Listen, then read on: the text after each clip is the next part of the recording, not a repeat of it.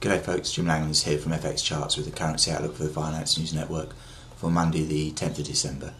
Well, markets are a little bit conflicted this morning going into the new week. We've had some contrasting news over the weekend, and the market's not really quite sure which way to go, I don't think. Friday saw better than expected non-farm payroll numbers and unemployment numbers out of the States. This was pretty much largely offset though by the Reuters Michigan Consumer Sentiment Survey. So we saw some short-term volatility, but ended up really going nowhere too far. Over the weekend, though, the Chinese have released a whole swathe of data, with the end result being that it looks as though they're in for a soft landing there, and things are slightly on the improve.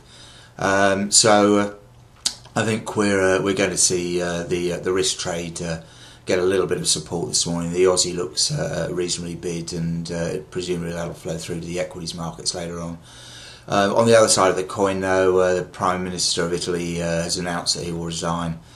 So that's thrown some instability into the Italian political system, and won't do very much to assist the euro at all. Actually, the euro's already had a bit of a hit this morning. It's closed. It's opened below its Friday's close, and it looks a little bit soft. So we've got this morning we've got the euro opening at around 128.85, having closed at 129.20. Sterling's not doing an awful lot. It's at 160.30. Dollar yen, that spiked up to 82.82 on Friday, which now got a double top up there. But it came back to close the week pretty much unchanged at 82.45, and that's where it's opened this morning. And dollar Swiss, that's a little bit higher as well this morning. That's at 93.70.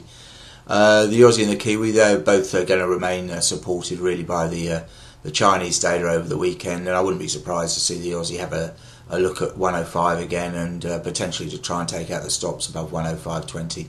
But this morning it's opened at pretty much unchanged at 104.85, and the Kiwis at 83.15. Not doing an awful lot in early Australian trade. We've got this week we've got the fiscal cliff issues to continue. The negotiations are carrying on there without really looking as though they're going anywhere fast. But on Wednesday, the highlight of the week will be the FOMC meeting.